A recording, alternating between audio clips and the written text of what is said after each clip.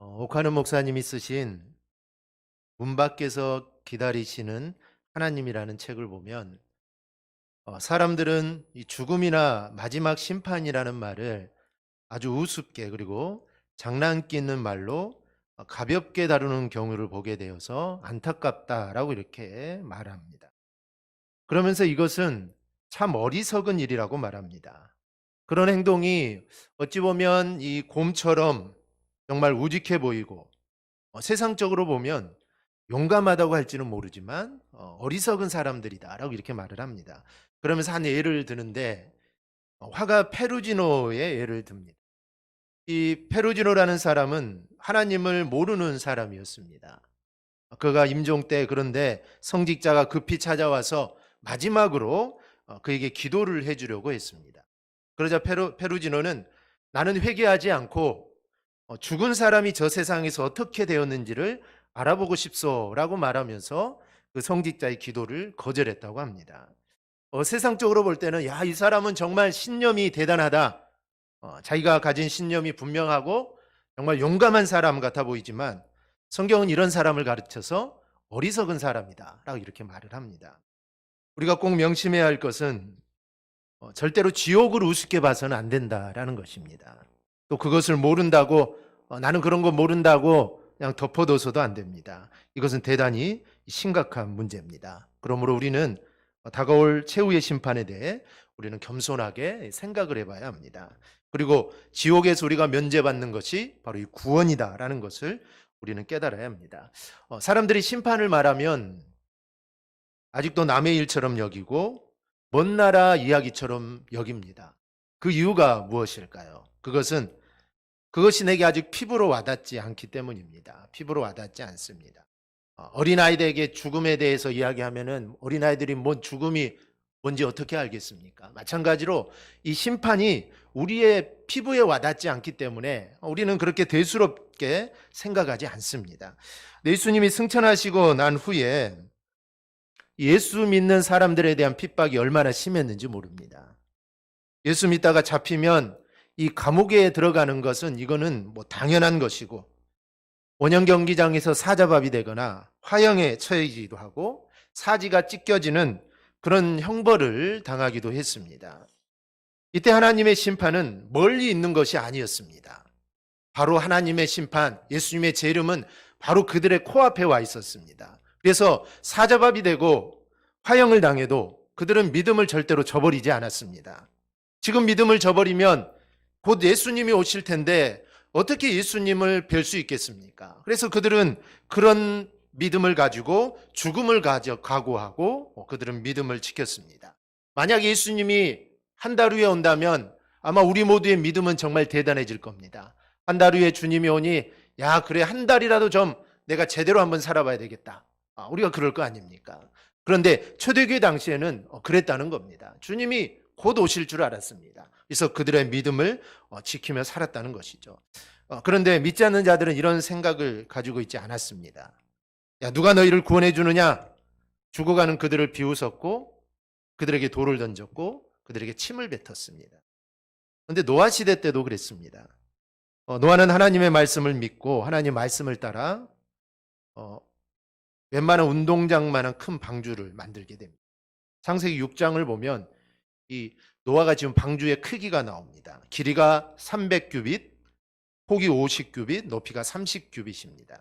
1규빗은 성인의 팔꿈치에서 가운데 손가락 끝까지의 길이가 1규빗입니다. 그래서 보통 1규빗은 약 45.6cm를 1규빗으로 잡습니다. 그러면 방주의 크기는 길이가 136.8m, 그다음에 폭은 22.8m, 높이는 13.6m 정도 되는 그런 크기입니다.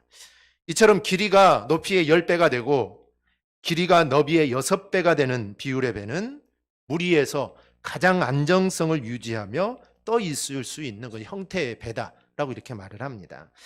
어떤 사람들은 노아의 배의 수치를 보고 뭐 별로 크지 않다 그렇게 이야기를 하지만 현대 최첨단 장비로 건조하는 배 중에서도 이만한 배는 그리 많지 않습니다. 뭐 유조선이나 항공모함, 컨테이너선 이걸 제어하고는 이 방주만한 큰 배는 거의 없습니다. 축구장보다 길이는 더 깁니다.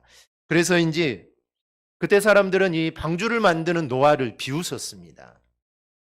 그들은 단지 자신의 욕망을 따라서 자신의 삶을 살았을 뿐입니다. 창세기 6장 5절을 보면 사람이 죄악이 세상에 가득함과 그의 마음으로 생각하는 모든 계획이 항상 악할 뿐이었다라고 이렇게 말을 합니다. 그런데 마침내 하나님의 심판이 시작되었습니다. 홍수가 시작된 것이죠. 방주를 지었던 노아 가족은 그 심판을 통해 인류의 두 번째 시조가 되는 영광을 얻었지만 나머지 사람들은 모두 멸망당하고 말았습니다. 그 심판 역시 어느 한 시점에서 갑자기 일어난 것이 아닙니다. 노아가 하나님 말씀을 믿고 방주를 짓기 시작하는 그 순간부터, 그리고 나머지 사람들이 노아의 모습에 콧방귀를 뀌면서 자기 쾌락만 따라가던 바로 그때부터 하나님의 심판은 그들의 삶 속에서 시작되고 있었던 것입니다. 이것은 우리도 마찬가지입니다. 우리가 하나님 앞에 하나님의 심판대에 서는 것은 먼 훗날의 일일 것입니다. 이게 100년이 걸릴지, 우리 세대에 있을지, 아니면 수천 년 후에 있을지 우리는 알 수 없습니다. 그러나 그 셈하심은 그날 비로소 이루어지는 것이 아닙니다. 이 셈이라는 것은 지금 우리의 삶 속에서 현재 진행형으로 계속되고 있다는 것을 우리는 절대로 잊어서는 안 됩니다. 성경이 가르친 대로 심은 대로 거두게 하시는 것이 하나님의 심판의 원리입니다. 그러므로 우리는 말씀대로 살아야 합니다. 우리의 삶이 좀 어렵더라도, 우리 좀 힘들더라도 그래도 우리는 좀 말씀대로 우리는 살아가야 합니다. 우리의 모든 삶을 하나님이 보고 계시기 때문입니다. 그러므로 우리가 주님의 말씀을 따라 말씀의 씨앗을 뿌리면 우리의 그 삶 속에서는 말씀의 열매가 결실하게 됩니다. 말씀을 뿌렸으니 당연히 말씀의 열매가 나오는 것이죠. 그런데 단지 욕망을 따라서 욕망의 씨앗을 우리가 뿌린다면 우리의 삶이 외형적으로는 정말 거창해 보이고 정말 잘 되는 것 같지만 속에는 심판의 채찍만 가득할 뿐입니다. 우리는 지금 여호람이라 불리는 북이스라엘 9째 왕을 우리가 살펴보고 있습니다.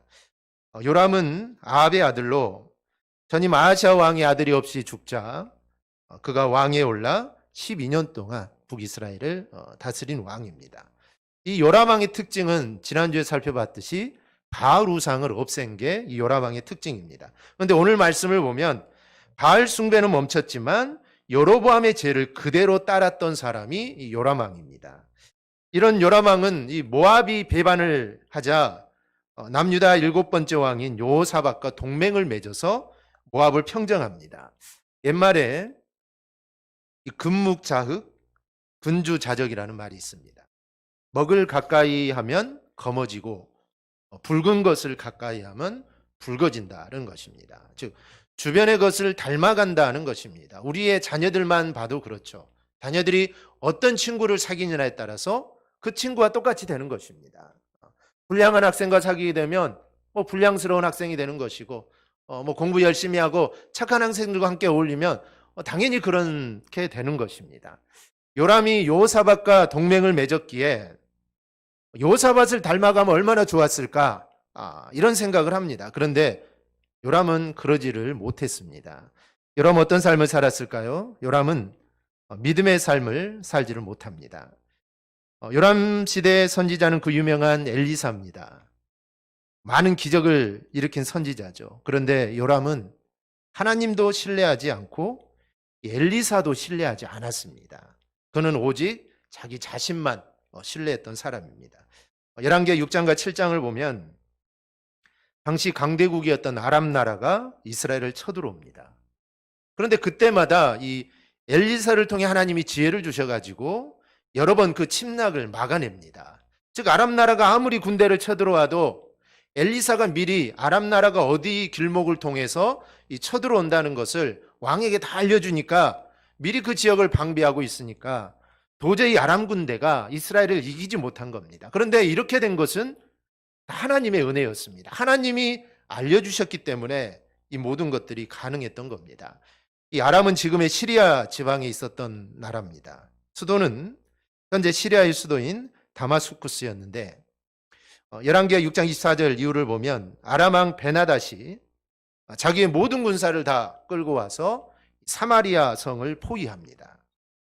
사마리아 성을 포위하니까 그들이 나가지도 못하고 꼼짝없이 굶어 죽게 되었습니다. 전번에 한번 말씀드렸는데 기록을 보니까 성 안에 굶주림이 시작되어 나귀 머리 하나에 은 80세겔에 거래되고 비둘기똥 4분의 1 값은 은 5세겔에 거래되었습니다. 즉 먹을 것이 없으니까 이 가격이 올라가는 것입니다.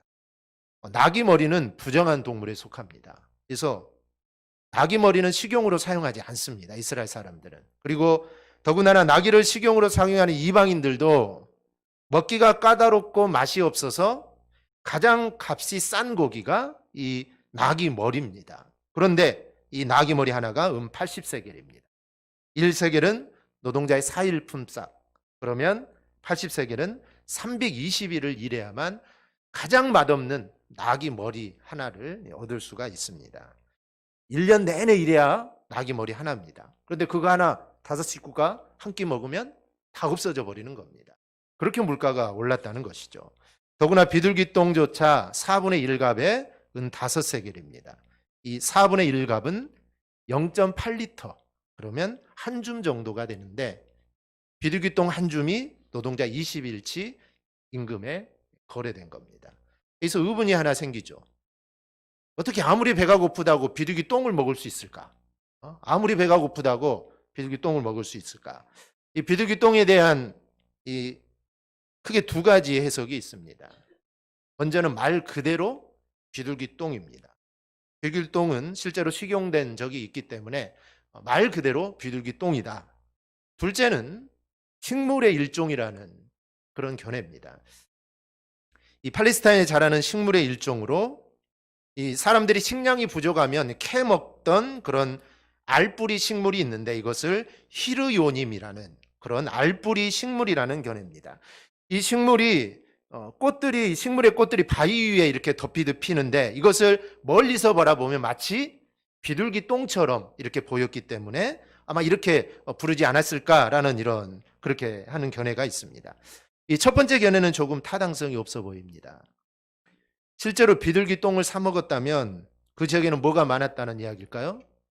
비둘기가 정말 많았다는 이야기죠. 비둘기 똥을 거래될 정도면 그 지역에 나면 비둘기가 수도 없이 있었을 겁니다. 그럼 비둘기를 잡아서 먹지 왜 비둘기 똥을 먹느냐? 그래서 첫 번째 거는 좀 이제 신뢰도가 좀 떨어집니다. 그래서 대부분 학자들은 이 히르노임이라는 식물이었을 것이다라고 이렇게 보고 있습니다. 어쨌든 이것이 정말 한 움큼 되는 이것이 은 5세겔에 거래됐다는 것은 실로 극단적인 식량난을 지금 사마리아 성이 겪고 있다라는 것입니다. 그런데 이 상황에서 더 비극적인 일들이 일어납니다. 바로 자녀를 잡아먹는 사건이죠.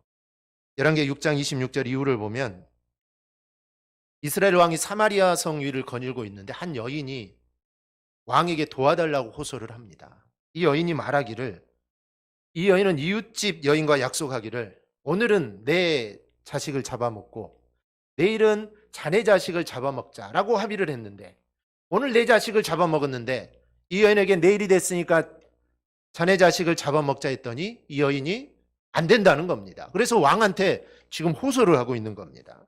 이 얼마나 비극적인 일입니까? 그러나 이는 북이스라엘의 비극을 단적으로 보여주는 신뢰입니다. 다른 한편으로 보면 인간이 타락하면 얼마나 사악해질 수 있는가를 우리에게 보여줍니다.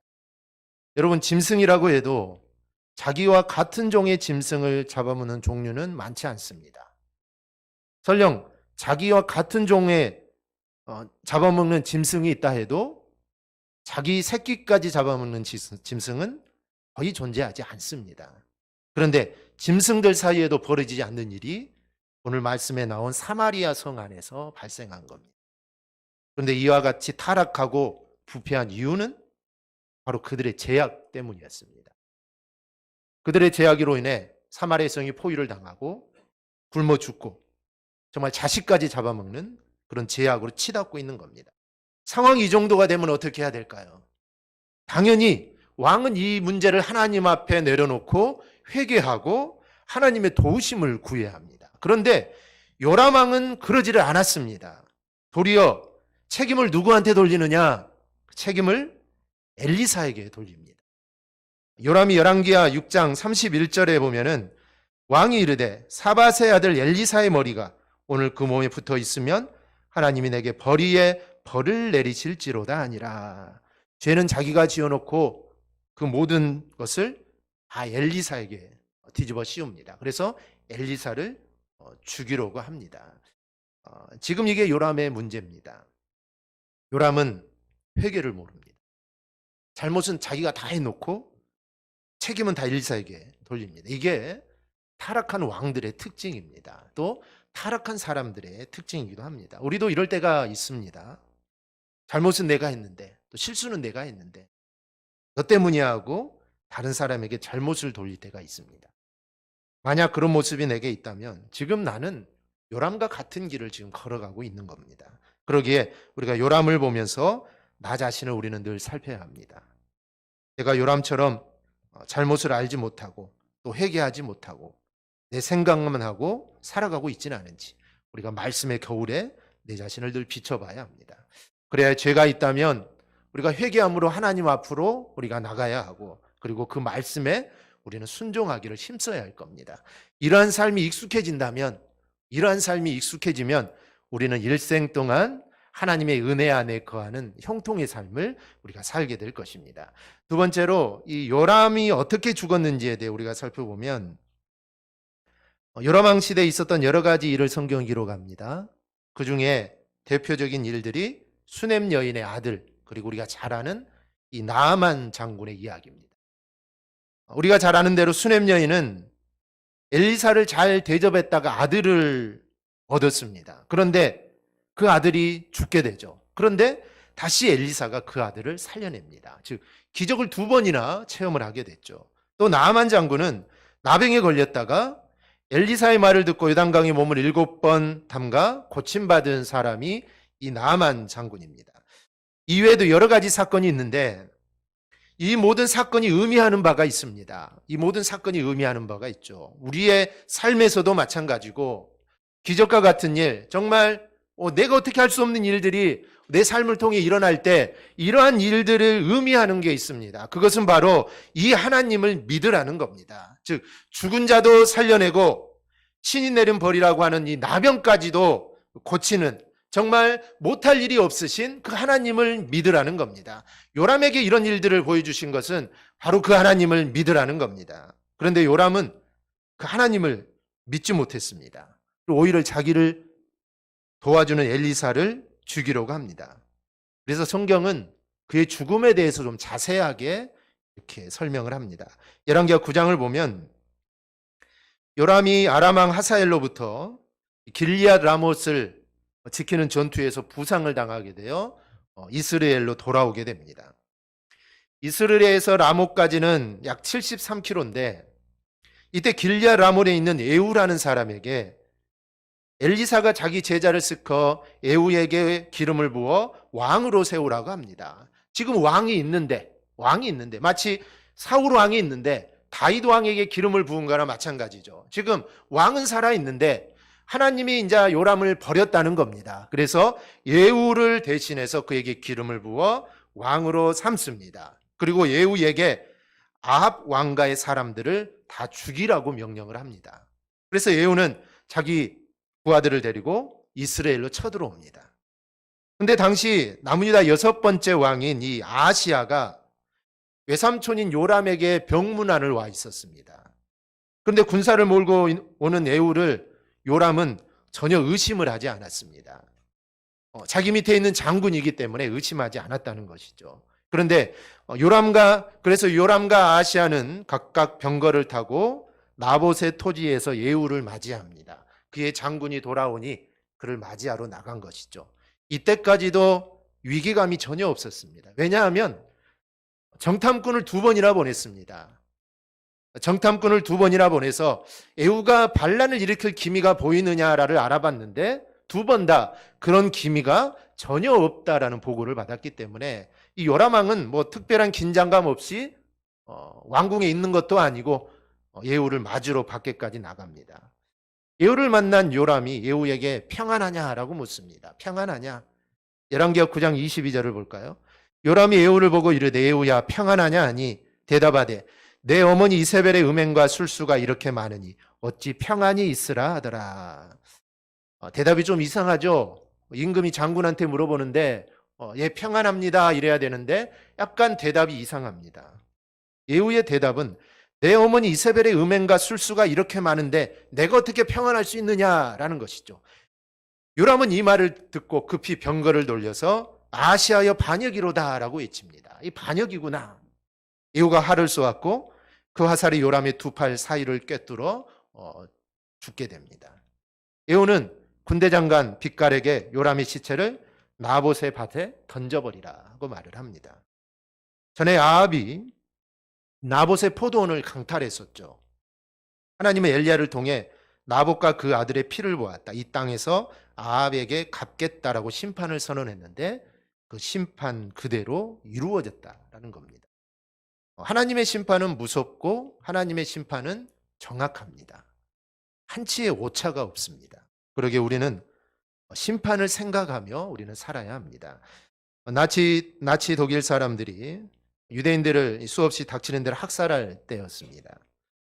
어떤 비행기 한 조종사가 자기 비행기 속에서 무언가를 정비하고 있는데 어떤 젊은 사람이 상기가 되어서 황급하게 비행기 안으로 들어왔습니다. 그리고 하는 말이 나는 지금 당신이 살려주지 않으면 죽을 것인데 어서 이 비행기를 띄워서 독일 국경 밖으로 나를 좀 데려가 달라고 예언을 합니다. 이 사람은 유대인이었습니다. 이 사람이 뒤를 지금 비밀 경찰대가 추격해 오고 있는 겁니다. 이 비행기 조종사는 이 사람이 불쌍한 생각이 들어서 얼른 비행기를 띄워 멀리 국경 밖까지 데려다 주었다고 합니다. 물론 오랜 세월을 지난 동안에 그 사실은 다 잊어버렸습니다. 얼마 후에 세계 제2차 대전이 일어났고 이 조종사 역시 독일에 있을 수가 없어서 영국으로 가 연합국의 공군으로 전쟁에 가담을 하게 됩니다. 한 번은 비행기를 타고 출전했다가 큰 사고를 당해 그가 탔던 비행기가 추락하면서 중상을 입게 됩니다. 뇌를 다쳐서 도무지 의식이 하나도 없고 중태에 빠지게 됩니다. 그때 수술을 제일 잘하는 의사를 초빙하여 수술을 하고 두어 주일 후에야 의식이 회복되었고 그 의사를 만나 감사하다고 인사를 했습니다. 그런데 만나 이야기를 하는 가운데 바로 그 의사가 여러 해 전에 자기가 비행장에서 구해준 그 유대인인 것을 그제서야 알았다는 것입니다. 심는 대로 거두는 겁니다. 북이스라엘 네 번째 왕, 이 북이스라엘 네 번째 왕조인 오므리 왕조는 오므리, 아합, 아하시아, 요람 네 명의 왕이 있었습니다. 역사적으로 북이스라엘 가운데 가장 강력한 나라를 건설한 왕조가 이 오므리 왕조입니다. 그러나 영적으로는 가장 어두웠던 시기가 이 오므리 왕조입니다. 이유는 사람들이 하나님을 의지하지 않고 나라가 강성하니 군사력과 경제력을 의지했기 때문입니다. 나라를 영적으로 바로 이끌지 못한 오므리 왕조는 결국 이렇게 이제 요람을 마지막으로 망하게 됩니다. 그러니 우리는 좀 생각해 볼 것이 있습니다. 살기 편한 것이 꼭 복은 아니라는 것을 우리는 알아야 합니다. 살기 편한 것, 너무 평탄하고 너무 좋다. 야 이렇게 수백 년 수천 년 살고 싶다. 이게 꼭 복은 아니라는 것을 우리는 생각을 해야 합니다. 그러므로 항상 하나님을 바라보며 믿음으로 살아가는 저와 여러분이 되기를 바랍니다. 말씀을 맺습니다. 요람은 악한 왕이라고 평가를 받았습니다. 우리가 지난 시간에 요람의 이름의 뜻은 하나님은 찬양받으실 분이라는 뜻을 가지고 있었습니다. 그런데 요람은 하나님을 높이는 삶을 살지 못했습니다. 그래서 하나님은 엘리사를 보내서 기회를 주신 겁니다. 또 남유다의 하나님을 잘 섬기는 여호사밧 왕을 만나게 하셨습니다. 기회를 몇 번이나 주신지 모릅니다. 그러면 그 기회를 통해서 죄를 회개해야 되는데 요람 왕은 회개를 하지 않았습니다. 하나님을 높이지도 않았고 선지자의 말도 듣지를 않습니다. 그리고 마지막은 무덤도 없이 시체가 내팽개치는 최후를 맞이하게 됩니다. 우리가 요담의 삶을 바라보며 우리 모두는 정말 나를 너무 높여서는 안 될 것입니다. 우리가 높일 분은 오직 하나님 한 분밖에 없습니다. 우리는 정말 나는 낮추고 우리는 하나님을 높이는 삶을 우리는 살아야 됩니다. 그래야 내 삶이 정말 하나님 보시기에 아름다운 그런 삶을 꼭 살아가기를 주님의 이름으로 축원합니다. 아멘. 기도하겠습니다.